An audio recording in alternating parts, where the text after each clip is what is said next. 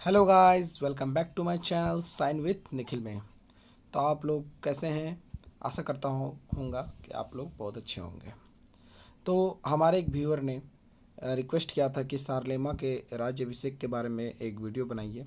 तो आज मैंने उसी टॉपिक पे एक आप लोग के लिए पर्टिकुलर वीडियो लाया है सारलेमा के राज्याभिषेक और उसकी उपलब्धियों के बारे में।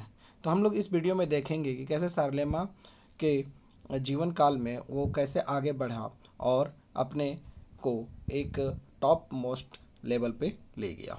ठीक है, तो सबसे पहले किसी के बारे में जानने से पहले उसके पृष्ठभूमि को मतलब उसके शुरुआती दौर को जानना बहुत ही ज़रूरी है। तो आइए हम लोग पृष्ठभूमि से स्टार्ट करते हैं। तो संपूर्ण मध्य युग में चार्ल्स महान, जिसे लैटिन में, तो लैटिन एक भाषा है, उसमें Charlemagne, Karl der Grosse, Carlo Magno भी कहा जाता है। तो उनके ये डिफरेंट डिफरेंट लैटिन वर्ड्स में नाम थे। ठीक है, यूरोप का संभवतः सबसे अधिक असाधारण सम्राट था। मतलब बहुत ही इनक्रेडिबल था, बहुत ही मतलब कहा जाए तो डिफरेंट था लोगों से। और उसमें कुछ ऐसी बात थी जो दूसरों में वो बात नहीं थी। वो धीरे धीरे वो झलकने लगा था समय के साथ। उसने रोमन साम्राज्य के पतन तथा 16वीं सदी के बीच सबसे बड़े साम्राज्य का निर्माण किया। और उसने अपने शासन के रहते हुए अपने ग्रीक जो आपके रोमन साम्राज्य था उसमें बहुत ही ज़्यादा एक विशाल अपने साम्राज्य को बनाया था। ठीक है, उसके सचिव ने उसे एक महान और प्रतिष्ठित शासक तथा विद्वानों ने उसे अपूर्ण साहस और महान गुणों का मनुष्य माना है। और अलग अलग विद्वानों का अलग अलग मत रहा है। और उसके जो करीबी लोग थे उसे वो एक बहुत ही अद्भुत इंसान या फिर मानव मानते थे। ठीक है, अब चार्ल्स का जन्म हुआ था 1742 ईस्वी में। और उनका जन्म के बारे में ऐसा कोई मान्यता है नहीं कि कहाँ पे हुआ था। मतलब वो अभी भी वो एक कंफ्यूजन का विषय रहा है, इसी की वजह से अभी इसे मेंशन मैंने भी नहीं किया है। वह जर्मन था, इसीलिए जर्मन जाति के सारे गुण, प्रवृत्ति और विशेषताएं उसमें देखने को मिलती हैं। मतलब वो शुरुआती से जर्मन था और जहाँ के वो मूल निवासी थे उन्हीं के तौर तरीके उन पे झलकती थी। ठीक है, फ्रैंको की प्रथा के अनुसार पिपिन ने 1768 ईस्वी में अपनी मृत्यु से पूर्व राज्य का विभाजन अपने दो पुत्रों चार्ल्स एवं कार्लोमन के बीच किया। पिपिन ने अपने पूरे साम्राज्य को अपने दो पुत्र, जिनका नाम था चार्ल्स एवं कार्लोमैन, के बीच बांट दिया। और 1771 ईस्वी में कार्लोमन की मृत्यु हो गई और चार्ल्स संपूर्ण फ्रैंक राज्य का एक छत्र स्वामी बन गया। ठीक है, तो चार्ल्स का एवं कार्लोमन के बीच ये जो पूरा साम्राज्य बटा था उसमें क्या हो गया कि कार्लोमन की मृत्यु हो गई 1771 में। और सारा फ्रैंको राज्य एक छत्र स्वामी चार्ल्स, जिसके अंदर चार्ल्स के अंदर वो पूरा साम्राज्य अंडर आ चुका था। ठीक है, तो अब सारलेमा का धीरे धीरे उत्थान होगा और वो धीरे धीरे स्टेप बाय स्टेप आगे बढ़ेगा। तो सबसे पहले कोई भी राजा आगे बढ़ता है तो अपने युद्धों से ही वो बहुत ही महान कहलाता है। जैसे कि अशोक ने भी बहुत सारे युद्ध लड़े थे और इसी की वजह से वो महान कहा जाता है। ठीक है, तो इसी तरह से सारलेमा भी था। ठीक है, चार्ल्स के 43 वर्ष का शासन काल प्रधानतया, मतलब चार्ल्स ही आपका सारलेमा था और उसके 43 टोटल, उसने 43 वर्ष शासन किया था। ठीक है, और ये जो 43 वर्ष उन्होंने शासन किया, ये पूरा साल, वो पूरा जितना भी अपने शासन काल में पूरा हमेशा उन्होंने युद्ध में ही भाग लिया था, 54 सैनिक अभियानों में। और टोटल उन्होंने 54 वार किया था। ये कोई आम चीज़ नहीं है 54 वार करना, ये एक महान उपलब्धि ही है। ठीक है, अधिकांश का नेतृत्व उन्होंने किया था तथा इसमें कोई संदेह नहीं कि अपनी सफल लड़ाइयों के कारण ही उसे महान और इतने सफल व्यक्ति थे। इसी के वजह से उनके नाम के आगे चार्ल्स महान या फिर महान चार्ल्स को भी कहा जा सकता है। और उन्हें सारलेमा की उपाधि इसी की वजह से मिली थी। तो अपने शासन के सारे वर्ष में केवल एक वर्ष 719 ईस्वी में युद्ध से अलग रहा। तो एक वर्ष ही ऐसा था जिसमें वो युद्ध से अलग रहे थे। तो चार्ल्स के 3 उद्देश्य थे युद्ध करने के। अब किसी को भी राजा का कोई मोटिव होता है कि मैं एक युद्ध क्यों करा, ऐसे ही लड़ने थोड़ी लगेगा।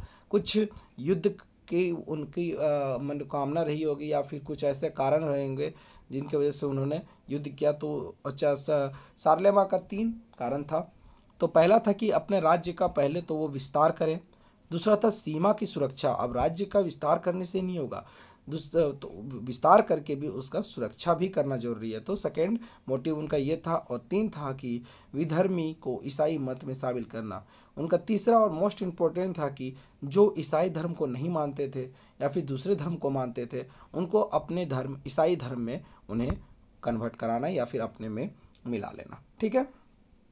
तो कायदे से देखा जाए तो चार्ल्स की विदेशी नीति के 2 मुख्य उद्देश्य थे। एक था क्षेत्र विस्तार और दूसरा था ईसाई मत का प्रसार।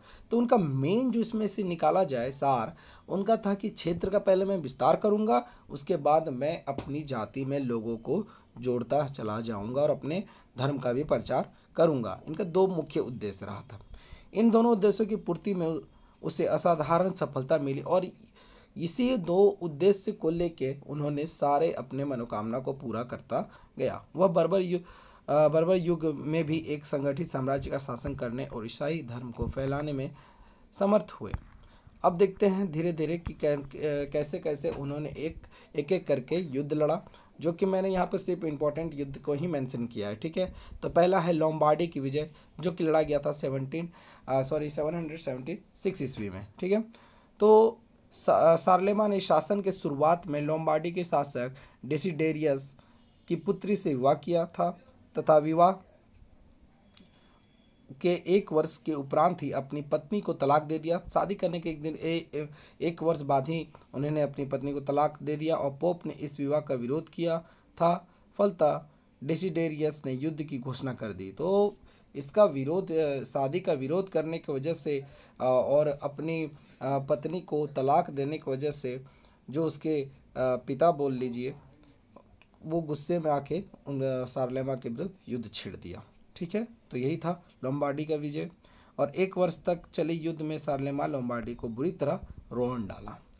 फिर दूसरा था बवेरिया की विजय, जो 788 ईस्वी में हुआ था। सैद्धांतिक रूप से बवेरिया बहुत दिनों तक फ्रेंच सम्राट के अधीन था। बवेरिया चर्च को भी रोम चर्च के अंतर्गत स्वायत्तता प्राप्त थी।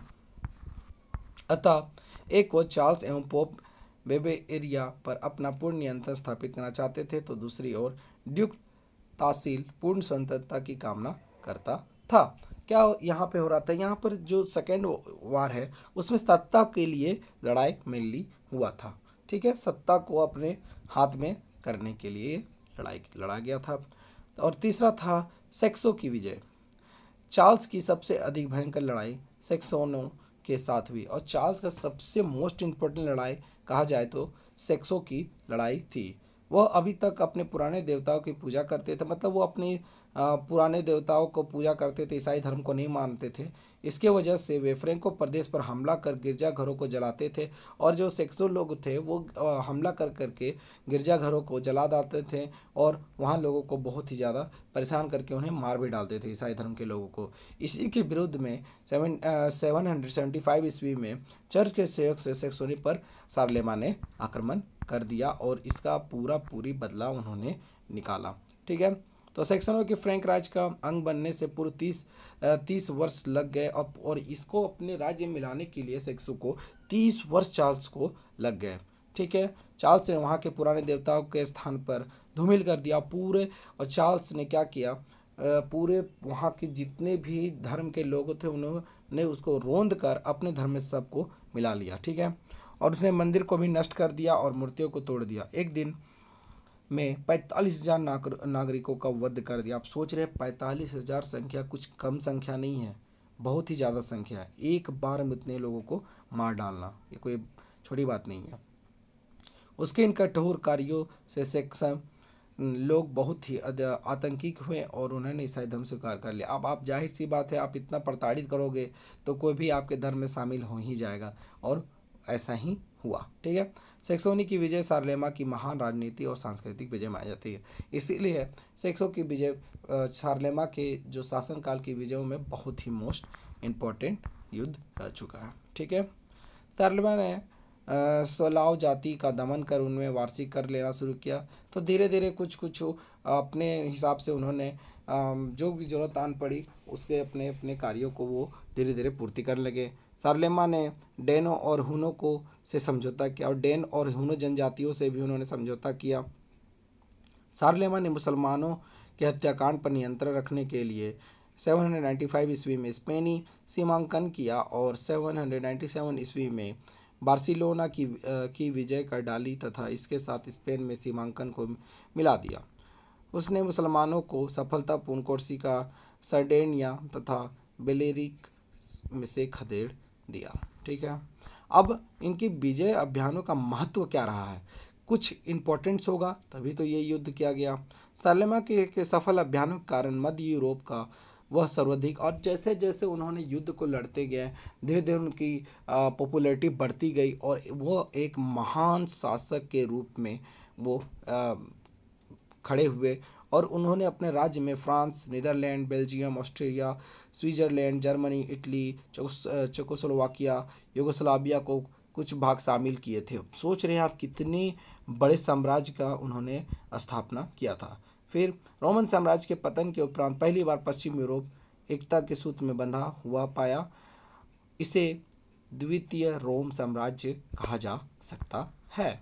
ठीक है, अब देखते हैं जो कि वीडियो का मेन टॉपिक था सारलेमा का राज्य अभिषेक। तो कैसे उनका राज्य अभिषेक हुआ। सारलेमा का राज्य अभिषेक मध्ययुगीन यूरोप इतिहास की अत्यंत ही महत्वपूर्ण घटना रही है।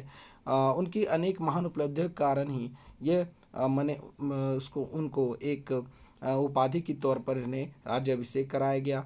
तो कैसे ये राज्य अभिषेक हुआ तो ये देखेंगे। तो यह घटना थी 25 दिसंबर 800 ईस्वी को घटी, जो रोमन के पोप लियो तृतीय ने स्वयं अपने हाथों से संत पीटर के गिरजाघर में, तो इम्पोर्टेंट नाम है ये याद रखिएगा, संत पीटर के गिरजाघर में वह अपने सिर को झुकाए हुए सारलेमा बैठे हुए थे और पोप ने, जिनका नाम था लियो तृतीय, वो आए और राज मुकुट को उनके सर पर रख दिया और इसी से उनका राज्याभिषेक भी हो गया। तो इस घटना को ही कहते हैं राज्याभिषेक और यह एक उनके जीवन की महान घटना रही है।